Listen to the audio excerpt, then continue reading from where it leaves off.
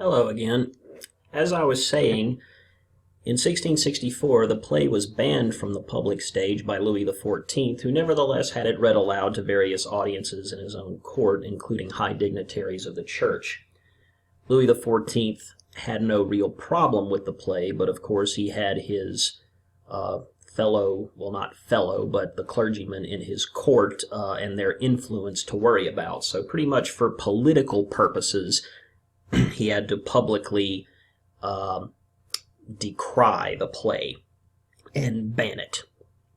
Now in 1667, while the king was away in Flanders, it was performed again under a different title, but in that same year the chief of police ordered the theater, Molière's theater, closed down, and the Archbishop of Paris laid a ban of excommunication on all who might act in the play or even see it.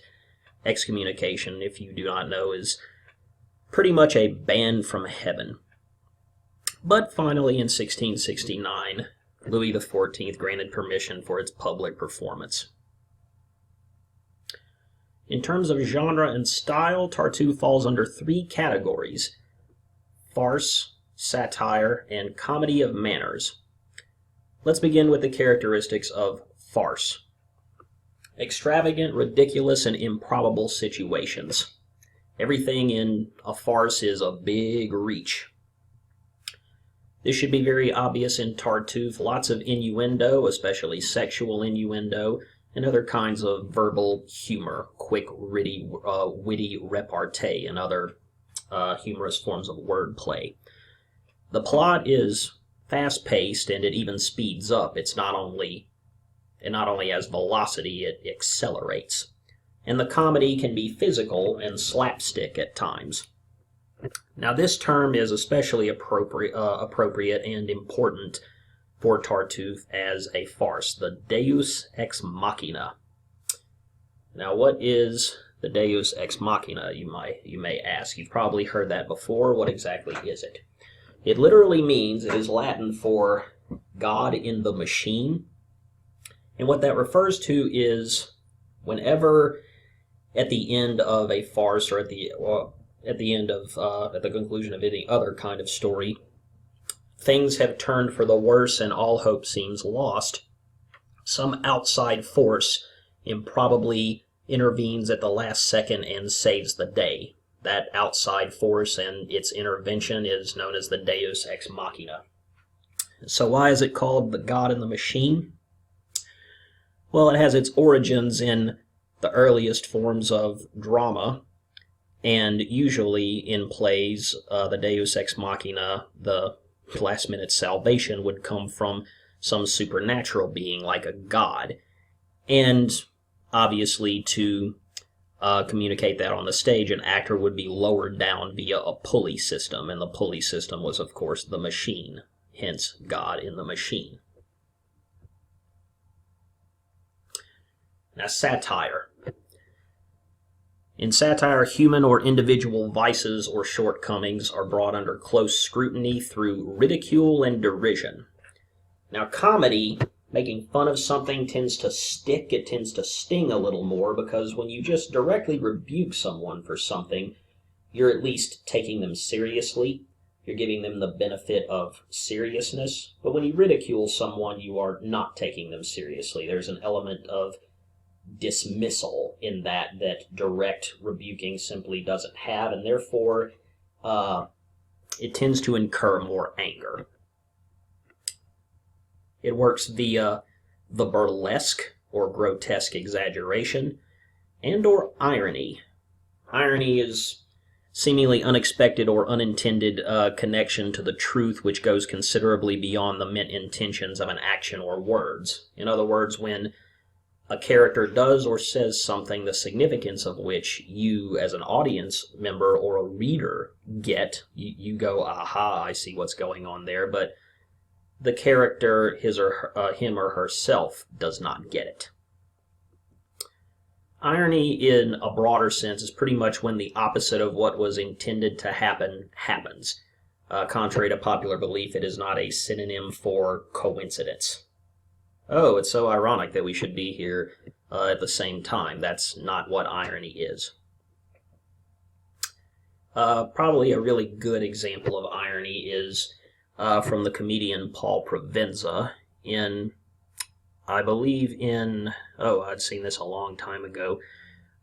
He described a very ironic way to die, and it would be to be on a cruise ship in the middle of the ocean and to drown in the pool on the ship.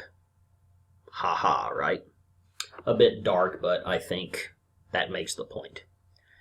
Also in satire, the target of the humor is vices and shortcomings. General vices and shortcomings are usually embodied as a single character also. There's personification involved. And in Tartuffe, obviously, that is Tartuffe, representing religious hypocrisy. Now, the most particular genre that this is in terms of stock characters and form is the comedy of manners. And something to keep in mind is that we owe quite a bit to the comedy of manners, because the comedy of manners is the immediate ancestor of what we know in television as the situation comedy.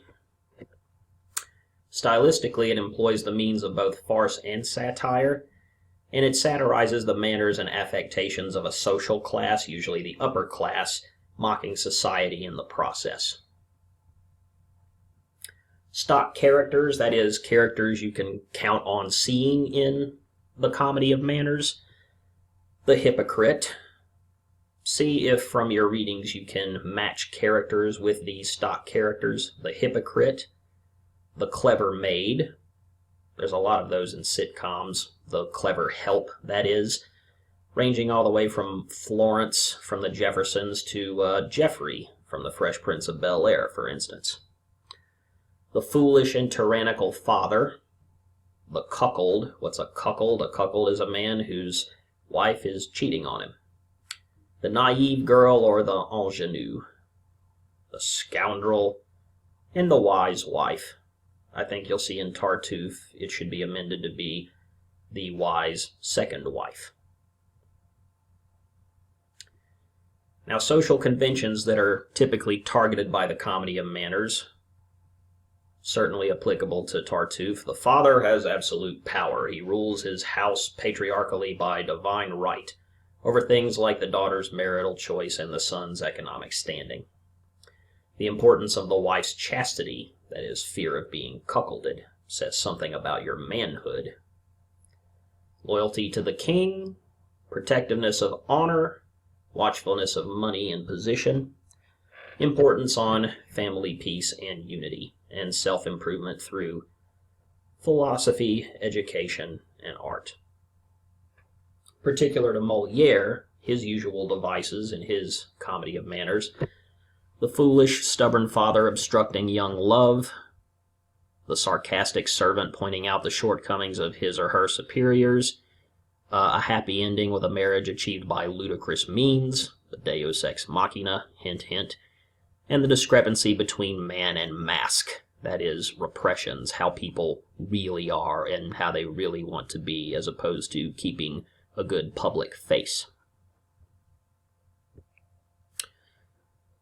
Now, controversy that surrounded Tartuffe, obviously, whenever it was released, is that the play targets the religious hypocrite, yet the Catholic Church had it banned initially for blasphemy. It's clear, however, that what is being mocked is not religion itself, but its misuse. I think you will see that especially proved through the character who serves as Molière's mouthpiece in the play. It's a Cleant, C-L-E-A-N-T-E. And the play also targets selfish desires in general, ranging from lust to wealth, that general thing that's just in the water when it comes to humanity at large. Okay, so certainly email me if you have any questions, as in all cases, and good luck on the discussion questions. And again, later I will, later in the week, or as soon as I see enough discussion questions posted, I will post via announcements some of the main points that I especially want everyone to be clear on. All right, see you later.